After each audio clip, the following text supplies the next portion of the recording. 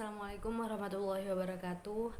Kami dari kelompok 5 yang terdiri dari anggota Alifia Belawinanda, Muhammad Iqbal Zamzami, Siami, dan saya sendiri Nila Karomah akan mempresentasikan materi yang telah kami diskusikan mengenai zakat core principle, di mana materi ini merupakan salah satu komponen yang ada pada mata kuliah manajemen Ziswaf. Dimohon kepada seluruh teman-teman untuk memperhatikan apa yang kami sampaikan. Jika nanti ada yang belum dipahami, silahkan ditanyakan nantinya karena kami akan membuka sesi tanya jawab. Terima kasih. Kepada seluruh pemateri, dipersilahkan untuk menyampaikan materinya. Assalamualaikum warahmatullahi wabarakatuh. Perkenalkan, nama saya Alifia Belawinanda. Di sini saya sebagai pemateri pertama. Nah, di sini saya akan menjelaskan tentang pengelolaan zakat. Nah, zakat sebagai rukun Islam ketiga mengacu pada bagian tertentu dari kekayaan yang ditentukan Allah Subhanahu wa taala untuk dibagikan kepada penerima yang berhak. Nah, zakat ini artinya membersihkan kekayaan dan memurnikan jiwa pembayar sekaligus membuat orang miskin tumbuh juga. Nah, dalam fikih Islam, zakat adalah pengeluaran yang sah dan wajib. Pembayaran zakat adalah pemenuhan kewajiban umat Islam sebagai khalifah di dunia ini. Allah Subhanahu wa taala memiliki semua harta dan benda, namun manusia diberi amanah oleh Allah Subhanahu wa taala untuk mengelola sumber daya menjadi kekayaan dan menggunakannya untuk hasil panen umat. Nah, zakat itu sendiri artinya bertambah. Sebagai bagian dari sistem kemasyarakatan, menandakan mekanisme distribusi kekayaan, cara yang adil untuk mengatasi kemiskinan, kelaparan, dan masalah lainnya dalam pemenuhan kebutuhan pokok. Pada prinsipnya, kegiatan zakat dapat dikategorikan menjadi dua klasifikasi utama, yaitu penghimpunan dan penyaluran. Nah, di sini ada 4 aspek yang harus diperhatikan dalam penghimpunan zakat dalam menganut prinsip syariah. Yang pertama itu ada kekayaan zakat dan metode perhitungannya. Nah, zakat wajib dibebankan kepada setiap muslim yang waras dan bebas yang memiliki kekayaan yang lebih dari atau sama dengan nisab. Dalam Al-Quran dijelaskan, ucapan Nabi Muhammad SAW membebaskan apapun yang kurang dari 5 unta, 40 domba, 200 dirham perak, atau 5 waks biji-bijian, buah-buahan, atau tanaman pertanian. Syaikh Al-Islam Al-Dahlawi mengatakan tentang alasan jumlah ini. 5 waks biji-bijian atau tanggal dianggap minimum karena sebanyak itu akan menjadi kebutuhan minimum untuk menopang sebuah rumah tangga selama setahun. Nah, sebuah rumah tangga terdiri dari 3 orang. Rata-rata orang makan 1 lauk atau gumpalan biji-bijian per orang. Oleh karena itu, 5 waks akan cukup untuk tiga orang selama 1 tahun penuh, dan sedikit tambahan akan tersisa sebagai bekal untuk keadaan darurat. Nah, untuk perak, minimum yang diperlukan untuk zakatabilitas nisab 200 dirham. Karena itu cukup untuk 1 rumah tangga selama 1 tahun penuh, dengan harga yang sama dengan yang berlaku di zaman Nabi. Nah, 5 ekor unta untuk minimum zakatabilitas, dan zakat atas mereka adalah 1 domba. Zakat dikumpulkan dari jenis yang sama dari aset zakat, tetapi unta diukur dengan domba pada masa Nabi dengan tarif 8:1. Nah, 10:1 atau 12:1. Seperti yang dilaporkan dalam banyak ucapan, unta dari 5 akan terlalu banyak. Jadi 1 domba dianggap sebagai jumlah zakat yang harus dibayar untuk 5 unta. Karena 5 unta akan paling sedikit sama dengan 40 domba yang zakatnya adalah 1 domba. Nah, tujuan utama memiliki kerangka peraturan ini adalah untuk meningkatkan penghimpunan dan meningkatkan efektivitas distribusinya, dan untuk meningkatkan kepatuhan syariah dalam pengelolaan zakat. Undang-undang zakat harus secara jelas mendefinisikan kekayaan zakat, nisab, metode perhitungannya, cara pengumpulan yang diakui, kriteria untuk mengenali lembaga pengumpulan, dan lain-lain. Kedua yaitu ada metode pengumpulan. Nah, dalam metode pengumpulan ini, lembaga yang menjalankan fungsi penghimpunan zakat harus mengenali perbedaan dan mengakomodasi segala bentuk pembayaran. Untuk pembayaran nilai, karena mungkin lebih nyaman daripada mengumpulkan barang dan barang dagangan, lembaga pengumpul mungkin membuat beberapa saluran untuk memfasilitasi transfer nilai karena lebih cocok untuk kehidupan ekonomi kontemporer. Nah, pembayaran zakat dapat dilakukan dengan menggunakan uang kertas atau bentuk uang lainnya, seperti uang elektronik atau hal lainnya. Untuk pengumpulan barang atau bentuk aset lainnya, lembaga-lembaga ini harus mempertimbangkan cara pengumpulan yang sesuai dan biayanya atau biaya penyimpanan dan transportasi. Hal penting yang perlu diperhatikan, otoritas terkait harus memberikan izin formal untuk setiap cara pengumpulan dilakukan oleh lembaga pengumpul. Yang ketiga itu ada promosi penghimpunan zakat.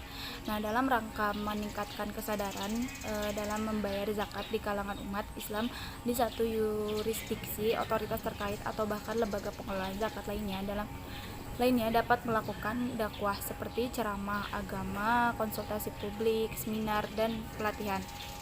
Nah, untuk melakukan sosialisasi zakat secara berkala dan upaya pemasaran lainnya, idealnya kebangkitan lembaga zakat harus dirintis dan dipimpin oleh negara Islam.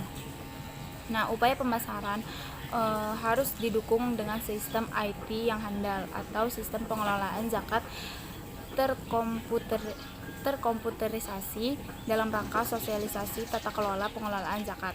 Nah, dilengkapi dengan kemudahan metode pembayaran seperti pembuatan beberapa loket pembayaran publik yang fungsinya penyaluran yang efektif, semisal memfasilitasi pembayaran pos atau surat, loket bank atau phone banking dan internet. Yang keempat atau yang terakhir yaitu penyimpanan yang aman. Nah, dana zakat yang terkumpul di lembaga zakat harus dijaga keamanannya dengan pengelolaan yang baik sehingga dana zakat tersebut dapat tersalurkan kepada pihak yang berhak menerimanya. Secara tradisional, dana disimpan di lemari besi mereka. Praktek kontemporer menggunakan bank Islam untuk melakukan fungsi penyimpanan aman dan metode transfer. Nah, sekian dari saya. Wassalamualaikum warahmatullahi wabarakatuh. Baik, materi yang selanjutnya yakni mengenai program pencairan dan alokasi, di mana program ini terdapat 3 aspek yang dipertimbangkan asasnya menurut ruang lingkup syariah, di mana terdapat penerima dan alokasi zakat, area distribusi, dan indikator kinerja. Sudah dijelaskan di dalam Al-Quran maupun Al-Hadis mengenai pihak-pihak yang bisa dan mengalokasikan zakat, di mana ayat itu salah satunya terdapat pada Quran surat At-Taubah ayat 60 yang berbunyi innamas shadaqatu lil fuqara'i wal masakin wal alimina 'alaiha wal mu'allafati qulubuhum wa fir riqabi wal kirami wa fi sabilillahi wa banis sabil faridatan minallahi wallahu alimun hakim. Jadi dalam ayat tersebut juga dijelaskan orang-orang dan komponen-komponen yang bisa menerima zakat. Yang pertama adalah orang miskin, fukoro, dan yang membutuhkan masakin. Yang selanjutnya adalah orang yang diutus untuk mengumpulkan zakat atau amil zakat. Yang kedua, mereka yang hatinya baru saja dimuliakan atau didamaikan, yang disebut dengan mu'alaf. Selanjutnya, orang-orang yang membebaskan diri dari budak, orang yang berhutang, dan mereka yang di jalan Allah, serta yang terakhir adalah orang yang musafir atau sedang dalam perjalanan. Yang selanjutnya mengenai area distribusi zakat, para ulama sepakat bahwasanya pendistribusian zakat harus dilakukan di wilayah yang sama di mana zakat dikumpulkan sesuai dengan tradisi Nabi Muhammad SAW, kecuali tidak ada penerima lain yang memenuhi syarat wilayah di mereka dapat diizinkan untuk dipindahkan ke wilayah yang lebih urgent lainnya. Yang selanjutnya yakni indikator kinerja zakat. Indikator kinerja zakat Indikator kinerja lembaga zakat diperlukan untuk memastikan bahwa lembaga tersebut berfungsi dengan baik dengan semestinya. Indikator tersebut harus mencakup beberapa bidang utama seperti periode pencairan, efektivitas alokasi dana, rasio biaya operasional untuk mengumpulkan dana, kualitas dan tata kelola zakat, serta kualitas program pencairan. Aspek yang selanjutnya yakni aspek kelembagaan zakat, di mana Monzerhaf pada tahun 2000 menggambarkan 3 jenis lembaga pengelolaan zakat di negara-negara muslim. Yang pertama, sektor sewa yang secara sukarela menjalankan fungsi pengumpulan dan distribusi tanpa campur tangan dari pemerintah. Yang kedua, departemen khusus yang ditugaskan dan diawasi oleh pemerintah, namun pemungutannya tidak diwajibkan oleh undang-undang. Yang ketiga, pemerintah secara wajib ditegakkan oleh seperangkat pengaturan. Yang selanjutnya yakni mengenai materi zakat, mengatur kualifikasi. Penetapan kriteria penyelenggara zakat harus ditetapkan dalam rangka meningkatkan kepercayaan pembayar zakat dan kredibilitas suatu lembaga. Persyaratan tersebut harus mempertimbangkan pemahaman prinsip-prinsip syariah dan prinsip-prinsip profesionalisme. Kerangka regulasi dalam yudikaris muslim dapat mendefinisikan beberapa karakteristik yang memenuhi syarat-syarat untuk penyelenggara zakat, namun orang-orang ini juga perlu memahami tanggung jawab syariah mereka dalam mengelola zakat. Di sini saya akan menjelaskan tentang infrastruktur penunjang. Seperti lembaga keuangan lainnya, lembaga zakat memerlukan infrastruktur pendukung untuk menjamin efektivitas penyelenggaraan zakat. Infrastruktur pendukung tersebut terdiri dari sistem pelaporan internal dan manajemen risiko, sehingga operasional dapat memenuhi tingkat praktik tata kelola yang baik yang dipersyaratkan. Secara eksternal, sektor zakat juga harus didukung oleh infrastruktur yang mendorong proses pengawasan yang efektif oleh regulator dan pengawas zakat. Yang pertama, sistem pelaporan. Sistem pelaporan internal merupakan sistem pelaporan harus memungkinkan manajemen puncak sebuah lembaga zakat untuk memantau atau memahami seluruh kegiatan lembaga zakat, termasuk pengumpulan zakat, penyimpanan aman, dan pelaksanaan program pencairan, meminimalkan biaya dan pengeluaran, pengembangan sumber daya manusia. Sistem pelaporan juga harus dapat mendukung penyusun sistem pelaporan zakat kepada otoritas pengawas. Sistem pelaporan eksternal. Sistem pelaporan harus memungkinkan aliran informasi keuangan dengan aman mencapai otoritas pengawas. Informasi tersebut dapat berupa stok keuangan, arus, rasio, dan indikator yang menunjukkan efektivitas operasi zakat.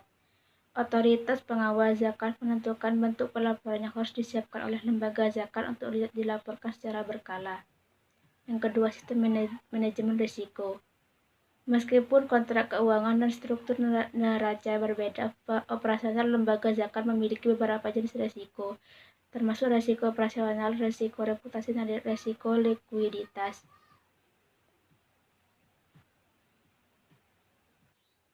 Yang kedua, kerangka peraturan umum pengelolaan zakat.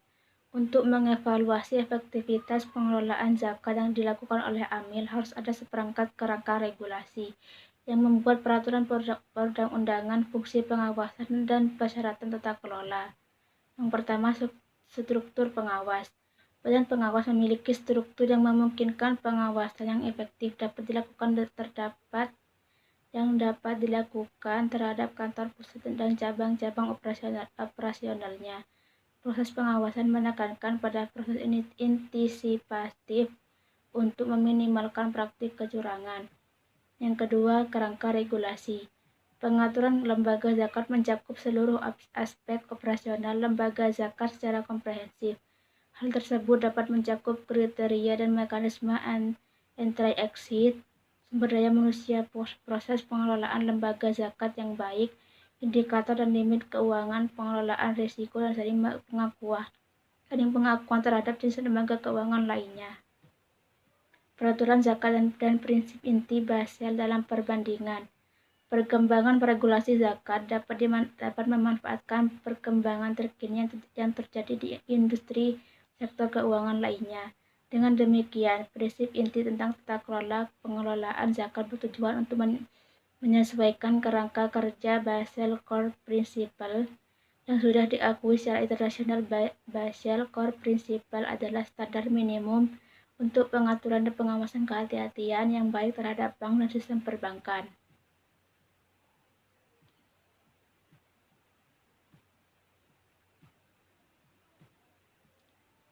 Prasyarat pengawasan zakat yang efektif.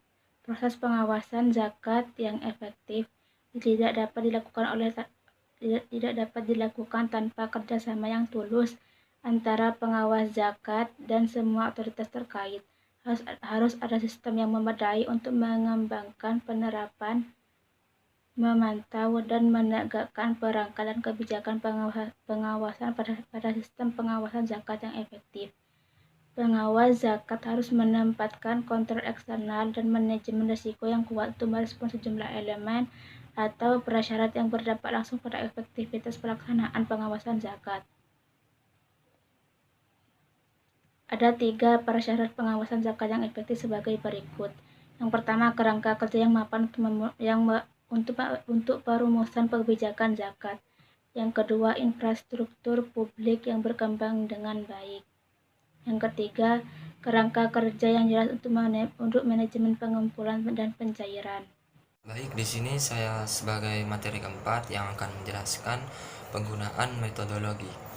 Metodologi dapat digunakan dalam berbagai konteks. 1. Penilaian sendiri yang dilakukan oleh otoritas pengawas zakat sendiri. 2. Lembaga penelitian dan pelatihan Islamic Development Bank IRTI, IDB, dan penilaian bank di dunia terhadap kualitas sistem pengawasan. Misalnya dalam konteks Islamic Financial Sector Assessment Program yang disingkat IFSAP. Ketiga, yaitu tinjauan yang dilakukan oleh pihak ketiga swasta seperti perusahaan konsultan. Dan yang keempat, review yang dilakukan misalnya di dalam pengelompokan regional otoritas pengawas zakat. Dan selanjutnya yaitu penilaian kepatuhan. Tujuan utama dari penilaian ini harus mengidentifikasi sifat dan sejauh mana kelemahan dalam sistem pengawasan lembaga zakat dan kepatuhan terhadap prinsip inti individu. Sementara proses penerapan prinsip inti dimulai dengan penilaian kepatuhan. Penilaian adalah alat untuk mencapai tujuan, bukan tujuan itu sendiri. Sebaliknya, penilaian tersebut akan memungkinkan otoritas pengawas untuk memulai strategi untuk meningkatkan sistem pengawasan lembaga zakat. Yang ketiga yaitu pertimbangan praktis dalam melakukan asesmen. Yang pertama, saat melakukan penilaian, penilai harus memiliki akses bebas ke berbagai informasi dan pihak yang berkepentingan. Dan yang kedua, penilaian kepatuhan terhadap setiap prinsip inti memerlukan evaluasi rantai persyaratan terkait yang tergantung pada prinsip. Dapat mencakup undang-undang, peraturan kehati-hatian, pedoman pengawasan, pemeriksaan di tempat, dan analisis di luar lokasi, dan pelaporan pengawasan dan laporan publik, pengungkapan dan bukti penegakan atau non-penegakan. Yang ketiga yaitu penilaian hendaknya tidak hanya berfokus pada kekurangan tetapi juga harus menyoroti pencapaian tertentu. Dan yang keempat, perkembangan transfer dana zakat lintas batas semakin mempersulit dalam melakukan asesmen prinsip-prinsip inti. Selanjutnya yang terakhir, landasan hukum. Menetapkan landasan hukum merupakan hal yang penting untuk melangsungkan jangka panjang lembaga zakat di yurisdiksi masing-masing. Kekuatan landasan hukum sangat bergantung pada tahapan perkembangan lembaga zakat yang beroperasi di masing-masing negara. Karena berbagai tahapan perkembangan lembaga zakat di negara-negara muslim, maka penetapan prinsip-prinsip inti pada landasan hukum menjadi penting. Sekian Sekian presentasi dari kelompok kami. Apabila ada yang belum dipahami dan ingin ditanyakan, silahkan ditanyakan karena kami akan membuka sesi tanya jawab selanjutnya. Sekian dari kami. Apabila ada salah kata, mohon maaf. Assalamualaikum warahmatullahi wabarakatuh.